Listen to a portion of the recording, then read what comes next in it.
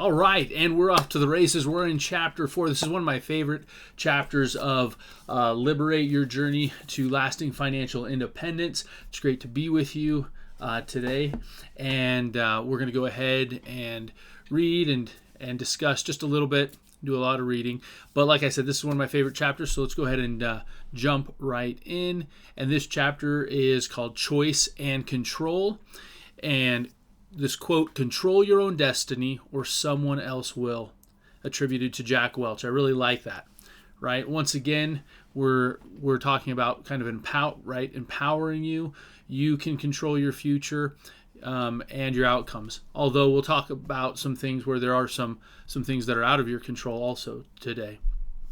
However, let's go ahead and get going. So choices.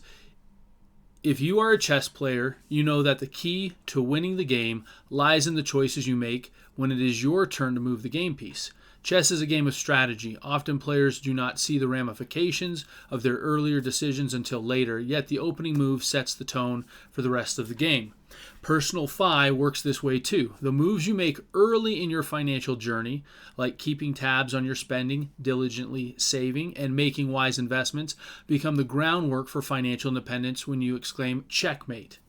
The decisions you make in the early rounds of chess can give you a strategic advantage in the same way good financial habits implemented early put you in a better position to realize lasting financial independence, right?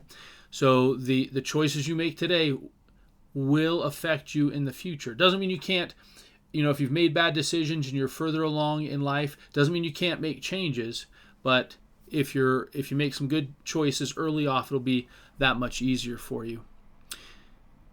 Okay, mid-game, chess players carefully consider each move, balancing offense and defense while adapting to their opponent's strategies.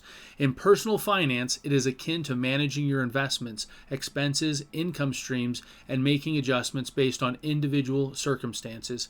Every financial decision, like a chess move, requires foresight and strategy to avoid pitfalls and seize opportunities.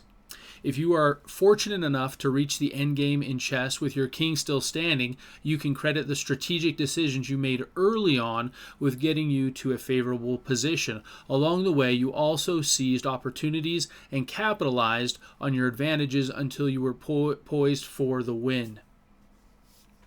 In terms of Fi, it is akin to arriving at the point in your life when your passive income sustains your lifestyle. And we've talked about that definition, right, of financial independence. And you no longer need a weekly paycheck. Careful planning and disciplined financial choices early in your journey can give you a strategic advantage to help you achieve financial independence. Now let's talk about wealthy versus poor choices. Similar to the chess analogy, where each move represents a financial decision, each of those moves could be considered wealthy or poor.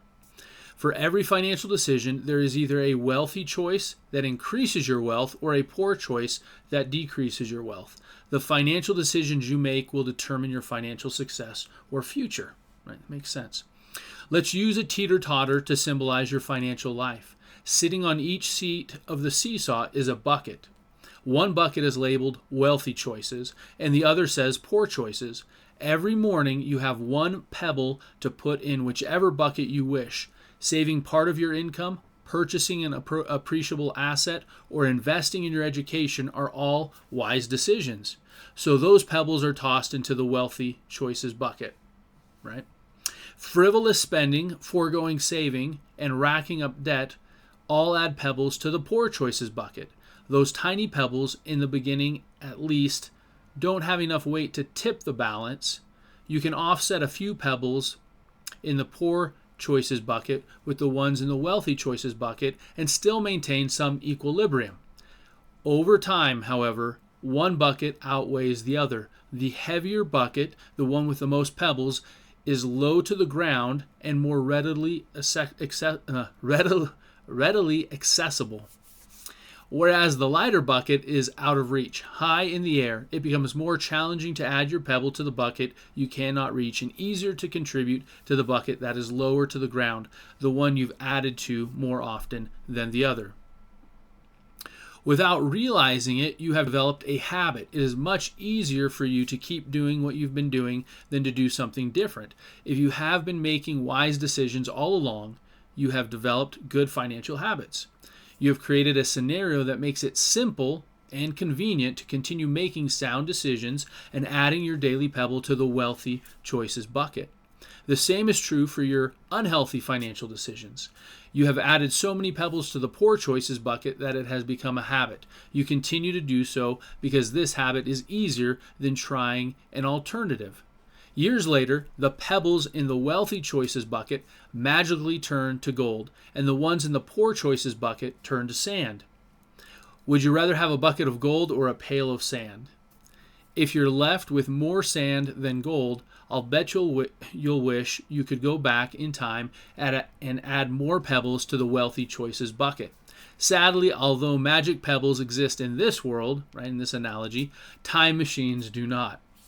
The only way to ensure you accrue as much gold as possible is to remind yourself every morning to make good financial choices so you can place that day's pebble in the bucket that will be the most beneficial in the long run. You have to trust the process and know that you have the power to choose your own outcome.